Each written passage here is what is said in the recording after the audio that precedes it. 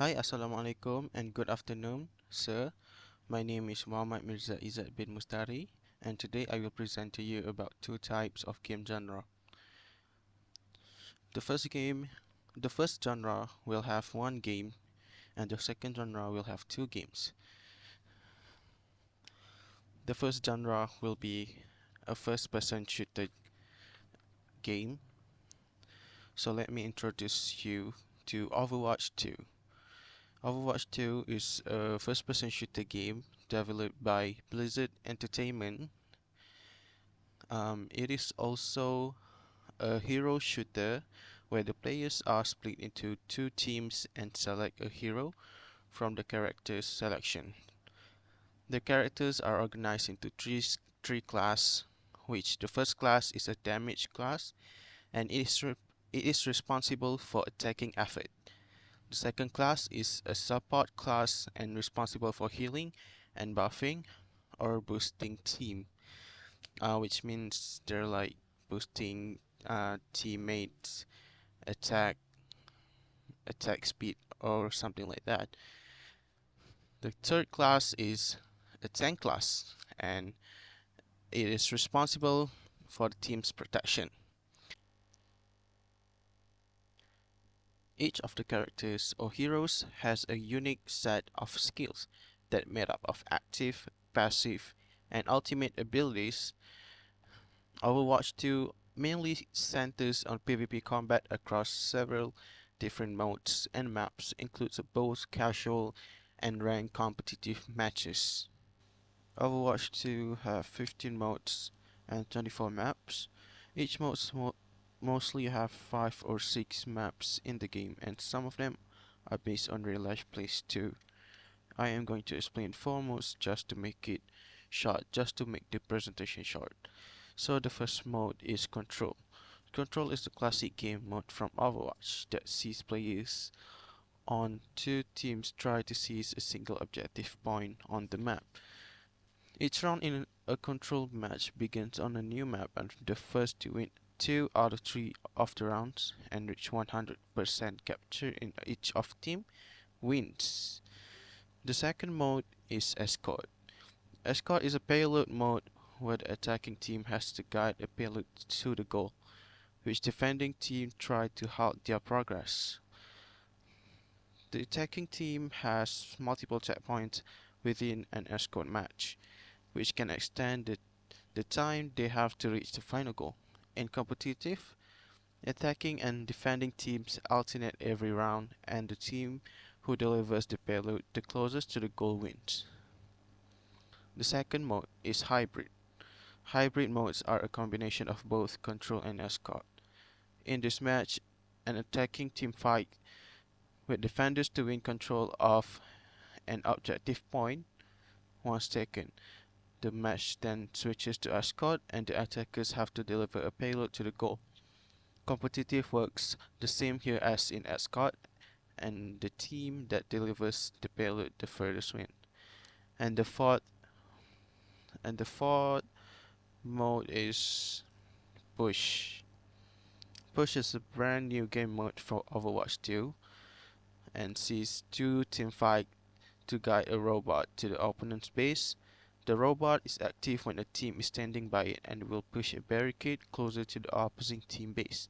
Whoever get the robot the furthest toward the opponent's side wins the match. So that is basically for a first-person shooter game, Overwatch 2. And the next one, I will be talking about survival horror genre. As for this genre, which is a survival horror, I pick two games because I am more interested in survival horror. So the first game is Outlast.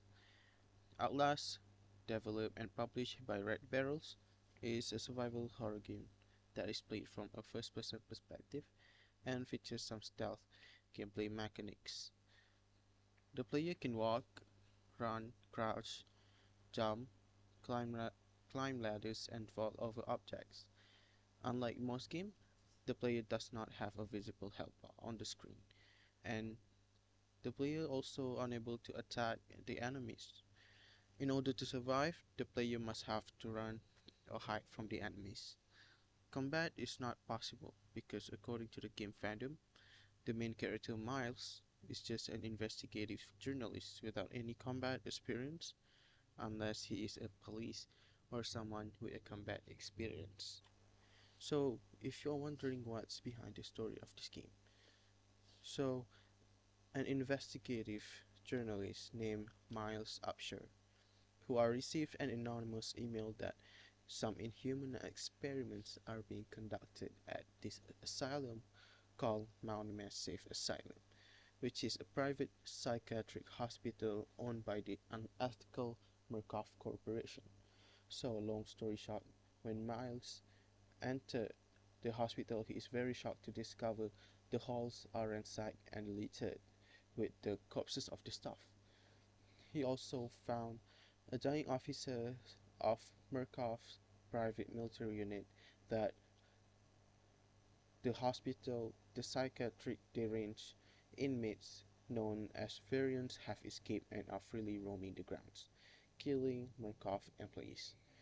The officer also reveals to Miles that the escape that he can escape through the main doors that can be unlocked from the security control. But he got sabotaged with this so-called priests, which are named Father Martin, a self-appointed priest with a schizotypal personality disorder who claimed Miles is his apostle and sabotage is his escape by cutting off power to the front doors.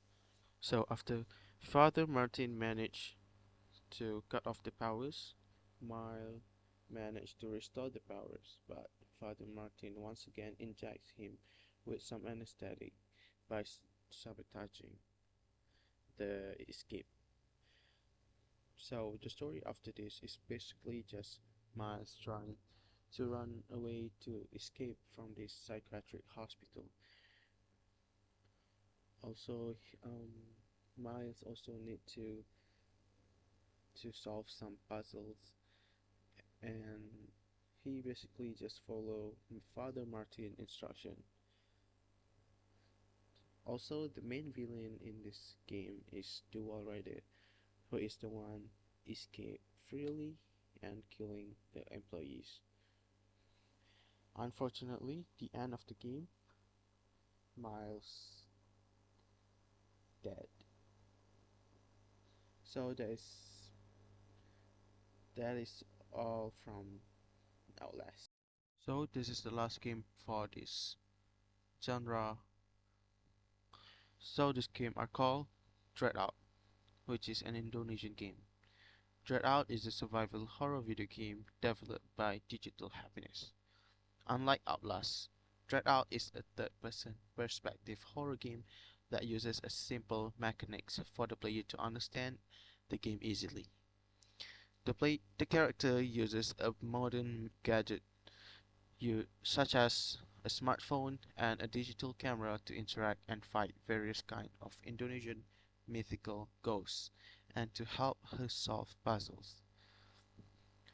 So, if the main character Linda died, she will awaken in limbo, which is a darkness that are surrounded by candles and bright lights in the distance.